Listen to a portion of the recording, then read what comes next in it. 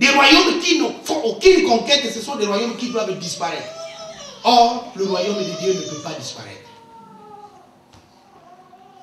Quatrième élément pour vivre dans le royaume. Vous devez préserver l'héritage, les acquis. Vous devez préserver les acquis du royaume. Préserver les acquis. Quels sont les acquis du royaume? Quels sont les acquis du royaume? Le premier acquis du royaume, c'est le salut. Le salut est un don gratuit de Dieu que nous recevons par le moyen de la foi en Jésus.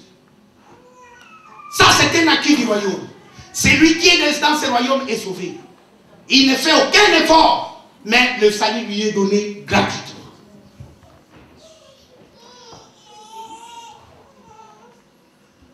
Le deuxième acquis du royaume, c'est la paix. Bien aimé, il y a des gens qui meurent pour trouver la paix. Et le royaume, ça c'est un acquis terrible. Puisque la Bible dit, je vous donne la paix telle que le monde ne vous donne pas. Ça c'est Christ qui vous dit. Chaque jour quand vous dormez et que vous avez une paix immense dans le cœur, bénissez Dieu. Bénissez Dieu. C'est plus que l'argent, c'est plus que l'or. Il y a des gens qui louent d'autres pour qu'ils trouvent la paix dans leur cœur. Viens même chanter à côté de moi comme ça, peut-être que je vais bien dormir. Ils payent des millions d'argent juste pour s'attirer un moment de paix. Ça, c'est un acquis terrible. La joie, que rien ne vous enlève la joie de Jésus dans votre cœur. C'est un acquis du royaume. La joie que Christ donne. La joie de les connaître, la joie de les contempler, la joie de les servir, la joie d'avoir des frères et sœurs. Il y a des gens qui n'ont pas de frères et sœurs, mais Christ vous donne des frères et des sœurs. Mais vous les détestez. Comment vous aurez la joie dans votre cœur? Vous venez à l'église avec un cœur chargé. Je veux encore rencontrer cette personne.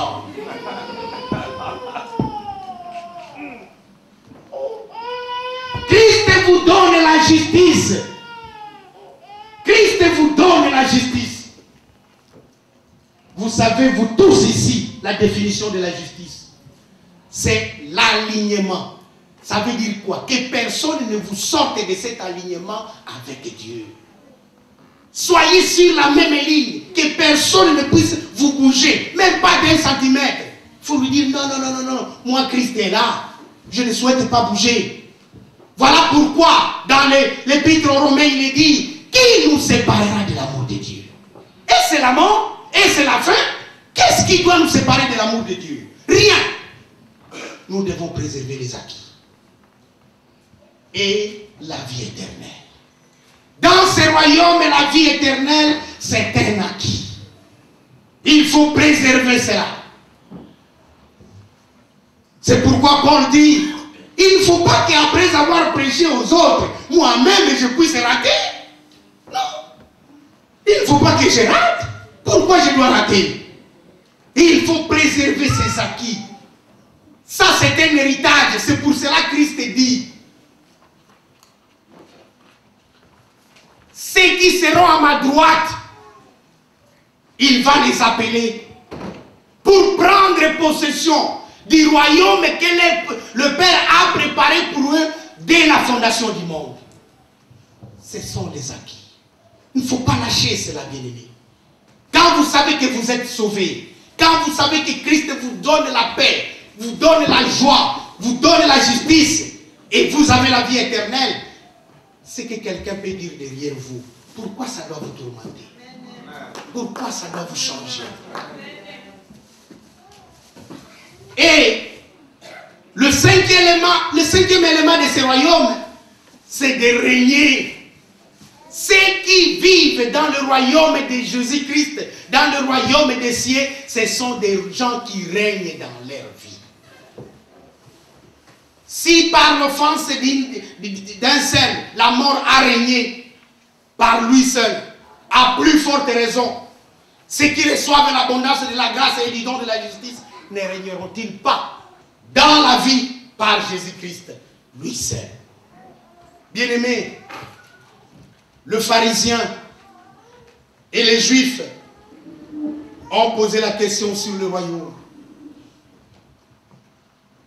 Quand est-ce que ce royaume viendra?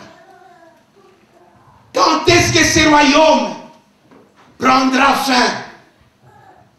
Et Jésus leur a dit, le royaume de Dieu ne vient pas d'une façon à frapper les yeux. Et quand les gens vous diront, il est là-bas, n'y allez pas. Il est ici, n'y allez pas non plus. Le royaume de Dieu est au milieu de vous. Le royaume de Dieu est au milieu de vous. Le royaume de Dieu est au milieu de vous. Ma prière est que vous puissiez découvrir les secrets de ce royaume pour que vous puissiez vivre. Voilà pourquoi Christ a donné à ses disciples les clés du royaume. Il y a des clés, bien-aimés. Si vous recevez les vraies clés, vous allez ouvrir les bonnes portes. Mais vous n'avez aucune clé, peut-être une clé en bois. Si vous la mettez dans la serrure, elle se casse tout de suite. Et vous commencez à plaindre la personne qui vous l'a donnée. Mais Christ vous donne de vraies clés. Il vous donne l'autorité.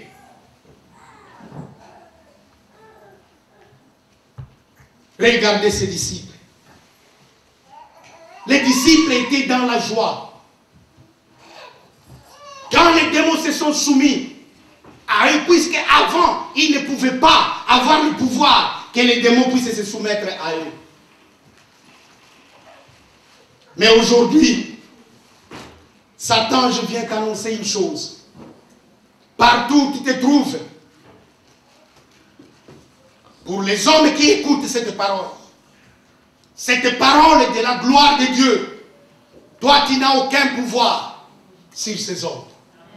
Ils sont devenus très dangereux pour ton royaume, puisqu'ils vont écraser ton royaume, le royaume des ténèbres. Mais nous, le royaume que nous annonçons, c'est le royaume de notre Seigneur. C'est le royaume de notre roi. Jésus-Christ est le roi des rois. Jésus-Christ est le Seigneur des seigneurs.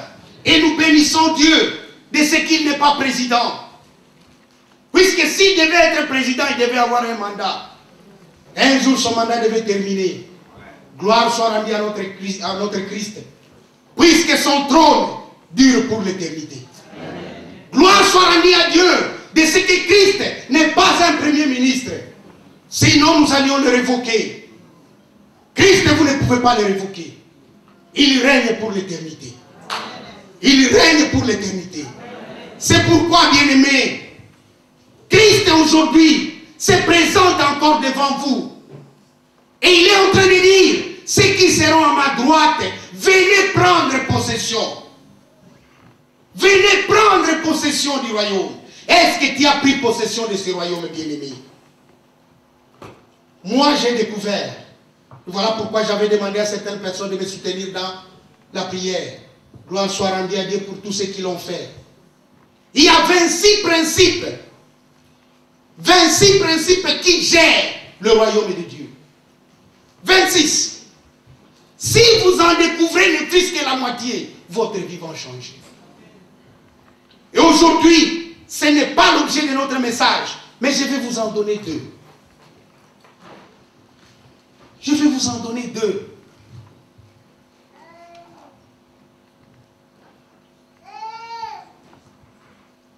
Un, vous devez retenir dans votre vie.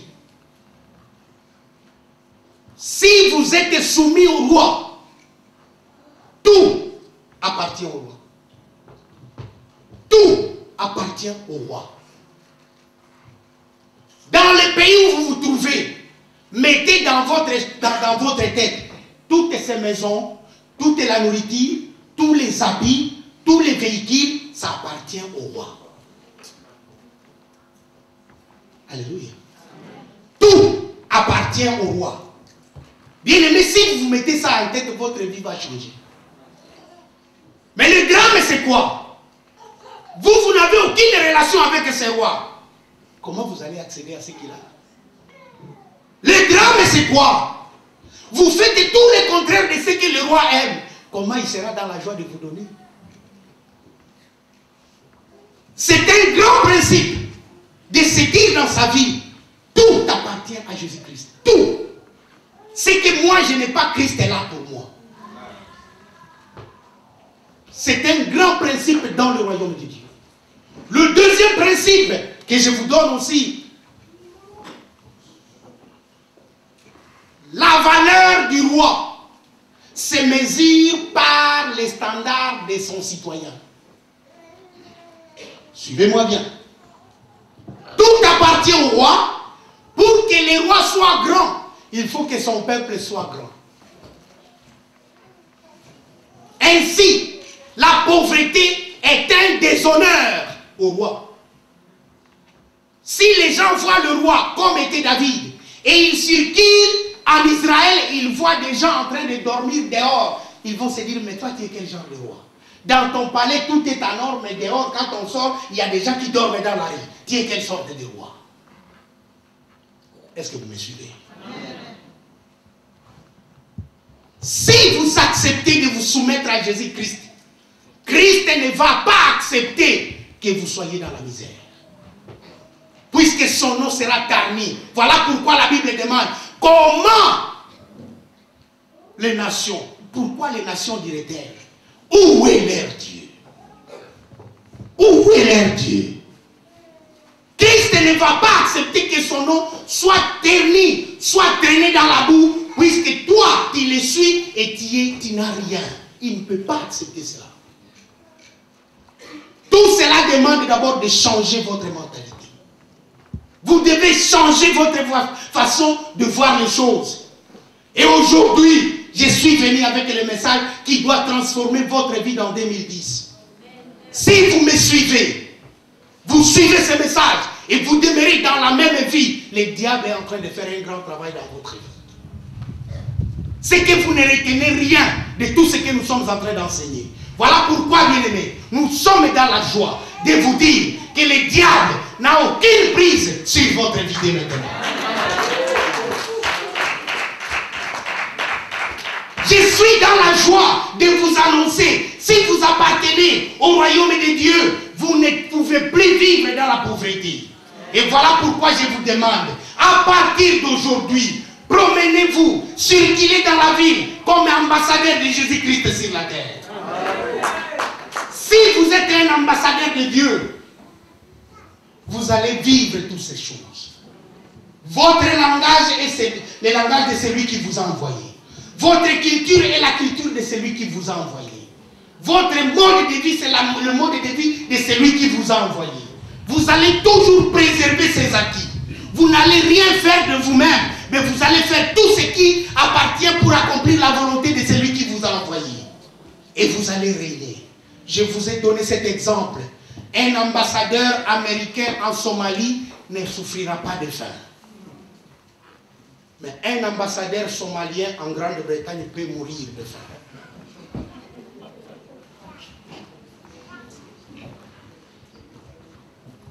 Ainsi, si vous êtes ambassadeur de Jésus-Christ, vous ne pouvez pas souffrir. Vous allez vous dire, moi je suis votre ambassadeur, Seigneur. Comme on a eu au Samboité. Nous allons nous lever. Christ a dit, il a regardé tout ce qui tourmente votre cœur. Il a regardé tout ce qui tourmente votre cœur. La nourriture, l'argent, les habits, les biens matériels. Mais il a dit, cherchez premièrement le royaume et la justice de Dieu. Et il dit, le reste, vous n'allez pas les chercher. Il va vous suivre. Ce n'est pas une légende qu'on est en train de vous raconter. C'est la vie. C'est la vie, bien-aimés. Voilà pourquoi maintenant, vous allez prendre la résolution dans votre vie de suivre ce Jésus-Christ jusqu'au bout. D'appartenir à son royaume jusqu'au bout. D'appartenir au royaume de Jésus-Christ jusqu'au bout. Est-ce que vous avez le courage de vous dire aujourd'hui, Seigneur, je suis à toi. Nous fermons les yeux. Alléluia. Nous fermons les yeux, bien-aimés. Le moment est terrible dans les cieux. Le moment est terrible dans les cieux. Christ a écouté des messages qui secouent le trône de sa gloire. C'est le message qu'il a laissé. Et c'est le message qu'il fait qu'il soit propagé à travers le monde. Et toi qui as reçu ce message, est-ce que tu vas rester le même? You listen to me. You listen to me.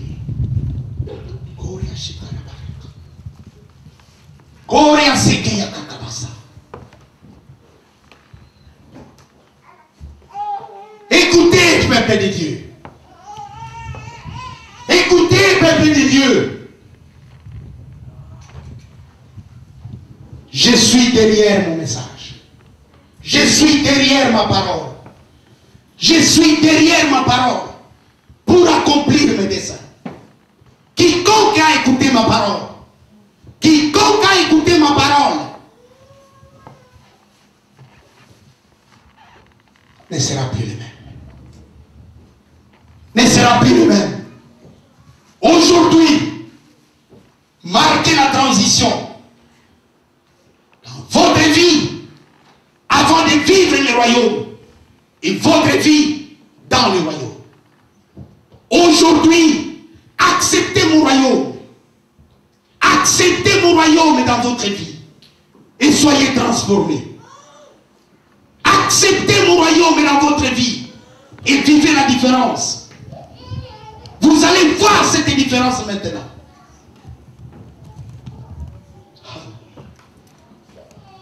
Père, en ton nom, je déclare illégale la pauvreté dans la vie de ce peuple.